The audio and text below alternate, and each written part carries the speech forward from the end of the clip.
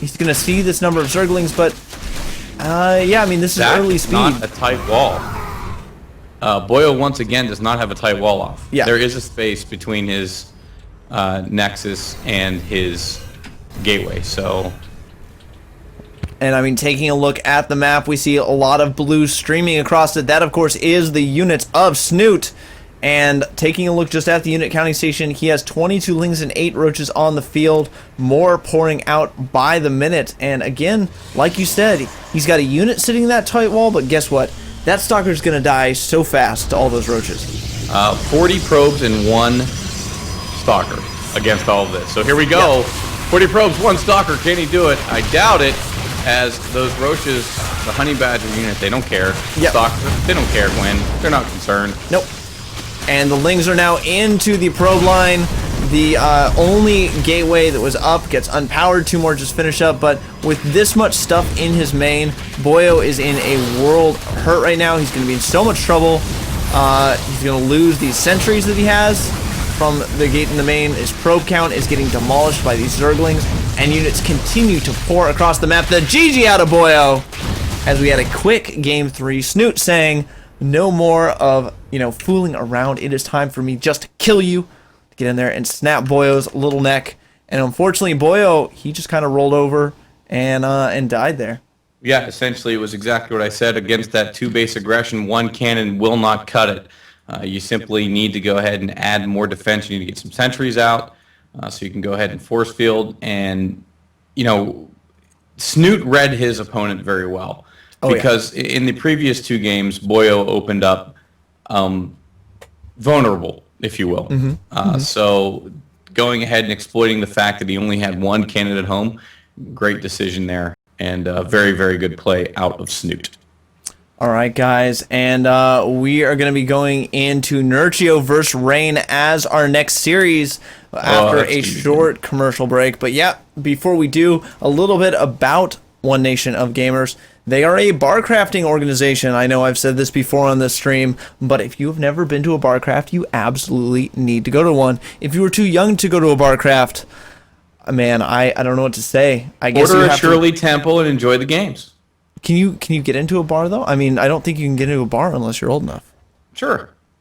Can you? At least in Florida. Sure. Oh, okay. Absolutely. In Florida, then, if you're in Florida, go into a bar, order your Roy Rogers. There you go. Have a Roy Rogers.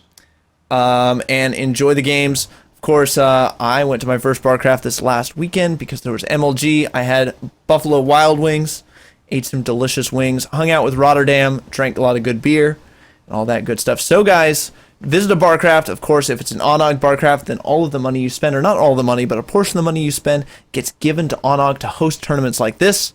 $5,000 the prize pool. That is not pocket change here in esports. And the fact that it is a completely community-run event is so cool. Couldn't have said it better myself. You're so good at that. And guys, we're going to be going to just a quick commercial break, but take this time to follow ONOG on Twitter. They are ONOG_esports. Like them on Facebook, One Nation of Gamers. Of course, you can find me on Twitter at Gwincraft. I am Gwin. With me is Tumba, and you can find Tumba on Twitter at TumbaSC.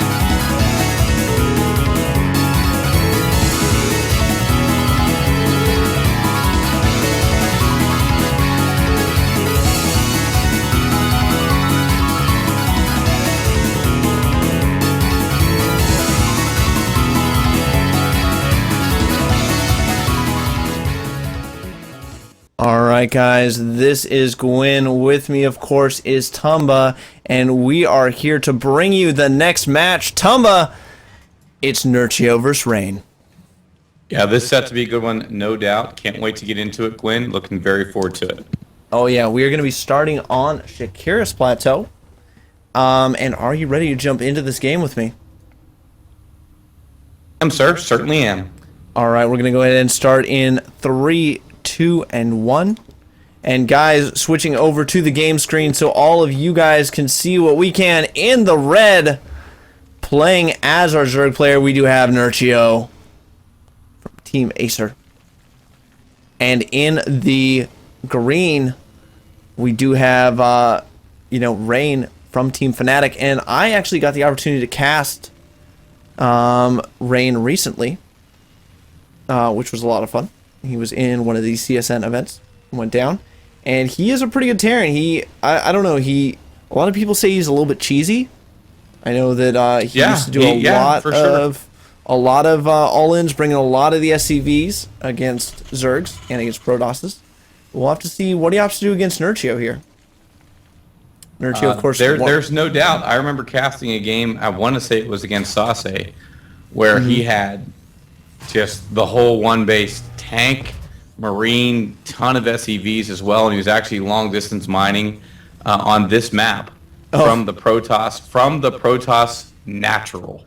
Oh wow! Yeah, because it got into sort of a base trade situation. It was amazing. Actually, the game was so unique to me that I had to send it to Artosis and say, watch this game, tell me who's going to win, because I could not believe actually that there was a phenomenal hold there. I believe that was an arena.